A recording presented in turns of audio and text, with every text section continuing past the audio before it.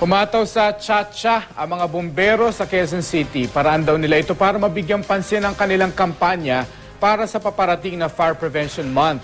Ang mga traffic enforcer naman sa General Santos City, nagmamando na ng trapiko abay nag-Harlem Shake pa. Makibalita tayo kay Jennifer Solis ng GMA Gensan. Sayaw dito. Sayaw doon.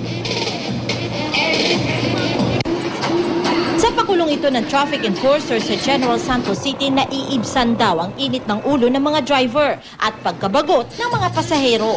Taong 2010 pa nagsimula ang gimmick na ito sa mga kalsada ng Gensan. At syempre, sunod sa uso ang mga dance moves nila.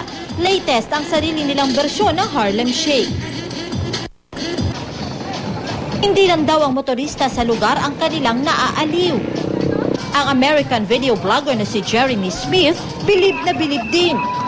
And I love to highlight what a fun place the Philippines is, and I think that highlighting stuff like traffic enforcers that are doing disco moves while directing the traffic, that's awesome.